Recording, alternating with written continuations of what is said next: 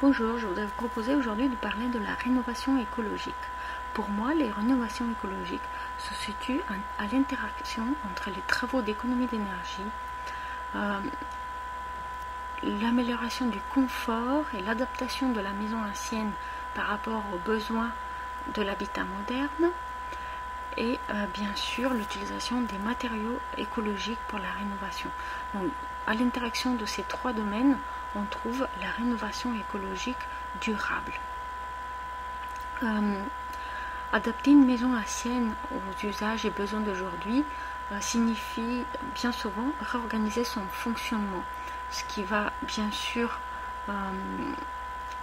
impliquer démolition et construction de cloisons non porteuses, mais aussi va aller bien souvent au-delà avec par exemple l'aménagement de combles ou la création d'extensions en surélévation pour augmenter la surface.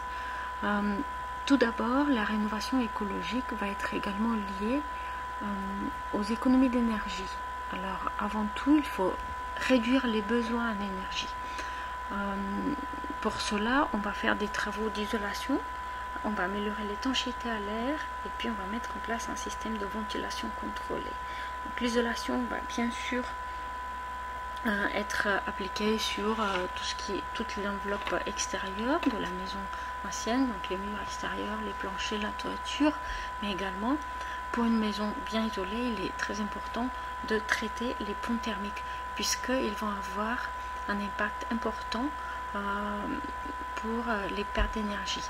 L'étanchéité à l'air est un point important qui est assez délicat à mettre en œuvre en rénovation puisque les contraintes sont nombreuses. Il s'agit là de mettre en place une étanchéité à l'air continue sur la surface intérieure des parois de l'enveloppe de la maison ancienne. Donc ça peut être à travers par exemple la mise en place d'un pare-vapeur, d'un frein-vapeur ou parfois un enduit. La ventilation contrôlée est là pour permettre d'assurer le renouvellement d'air nécessaire pour la maison tout en assurant des économies d'énergie parce que la maison ancienne qui n'est pas étanche à l'air peut être ventilée naturellement, mais dès qu'on fait des petits travaux, par exemple des remplacements de menuiserie extérieure, portes, fenêtres, etc., et ben, la maison sera plus imperméable à l'air et donc on va rapidement voir apparaître des pathologies liées à l'humidité, à la condensation. Donc c'est ce qui nous montre que donc, la mise en place d'une ventilation contrôlée devient nécessaire. Donc il est important dès le début d'avoir une vision globale et mettre en place ces trois points en même temps. Une fois ces travaux d'économie d'énergie réalisés, on peut avoir une réflexion sur les équipements. Donc comment on va produire l'eau chaude, mais également le chauffage. Donc évaluer la puissance nécessaire, choisir la technologie de chauffage et puis introduire les renouvelables. Donc il est conseillé de choisir sa chaudière après travaux de rénovation puisque on connaît mieux les besoins après travaux parce qu'une chaudière qui est surdimensionnée ne va pas fonctionner de façon optimale.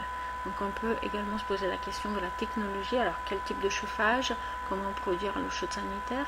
Alors il existe une vaste gamme de solutions et on va faire le choix en fonction des besoins, des contraintes particulières de chaque maison ancienne, mais également du budget. Alors les renouvelables, les énergies renouvelables ont leur place bien sûr en rénovation. On va souvent voir mettre en place l'installation de panneaux solaires photovoltaïques ou thermiques, la géothermie, le solaire passif, mais même parfois éoliennes domestiques, etc. Donc l'installation de ce type d'appareil est conseillée pour réduire la dépendance sur les énergies fossiles. Le confort d'usage, alors dans les maisons anciennes, on va voir que l'organisation de la maison ne correspond souvent plus du tout aux besoins de la vie moderne et aux façons par exemple de préparer à manger, de faire le repas, de partager le repas, partager d'autres moments de convivialité, également les besoins pour les parties plus privées de la maison, les chambres, les salles de bain, etc. Donc la rénovation de maisons anciennes, pour qu'elle soit durable, doit répondre obligatoirement à ses besoins en termes de confort, d'usage. Donc on va souvent voir qu'il est nécessaire d'aménager de nouvelles salles de bain, créer des salles d'eau, c'est que l'installation de cuisine équipée moderne. Parfois, pour répondre aux besoins de la vie moderne, il devient nécessaire également de créer de la surface supplémentaire pour aménager une chambre de plus ou alors agrandir les pièces de vie à travers l'aménagement de combles ou alors une surélévation, la construction d'une extension. Donc ces travaux-là sont tout à fait adaptés dans le cadre d'une rénovation écologique puisqu'ils permettent de répondre de façon durable aux besoins des habitants. Le confort acoustique est un élément également indispensable pour le confort dans la maison ancienne. On n'a bien sûr pas envie d'entendre ce qui se passe à l'étage au-dessus ou dans la pièce voisine.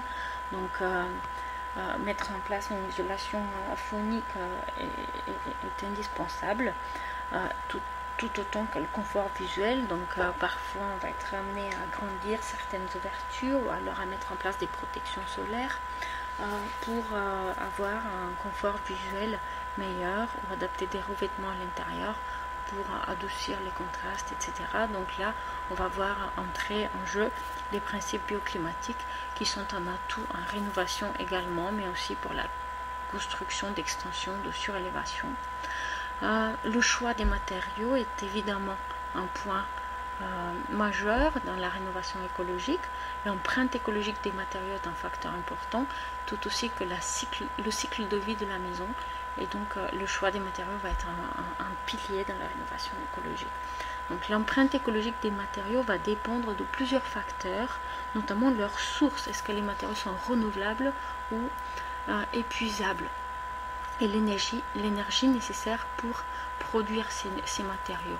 Donc par exemple, le bois est un matériau à source renouvelable, alors que l'aluminium, lui, est un matériau à source épuisable. Le cycle de vie de la maison est également nécessaire à prendre en considération, puisque il est important de savoir ce qui va se passer des matériaux qui ont été utilisés pour les travaux de rénovation lors de la démolition par exemple de la maison. Est-ce qu'il sera possible de les recycler ou alors de les déposer, de les réutiliser ailleurs? Les matériaux écologiques et naturels proposent souvent une alternative tout à fait valable avec une empreinte écologique moins importante, sont souvent plus sains pour les occupants et respectent mieux l'équilibre hygrométrique de la maison ancienne. Par contre, quand on choisit des matériaux écologiques naturels, il est important, comme on vient de le dire, d'évaluer leur empreinte écologique par rapport à notamment le transport nécessaire pour donc amener les matériaux de leur point de production jusqu'au point de vente et ensuite du point de vente jusqu'au lieu de chantier, puisque un matériau écologique peut au final se trouver avec une empreinte écologique assez importante s'il vient de loin. Donc voilà, tous ces points sont importants à prendre en considération dans le cadre d'une rénovation écologique pour arriver à un résultat durable dans le temps et avoir une rénovation réellement écologique. J'espère que cette petite présentation a été utile pour vous. Je vous remercie de l'avoir vue. Je vous rappelle que pour d'autres informations autour du logement éco-responsable et en particulier la rénovation des maisons anciennes et des appartements, vous pouvez visiter le blog logementécoresponsable.com. Je vous remercie et je vous dis à bientôt. Au revoir.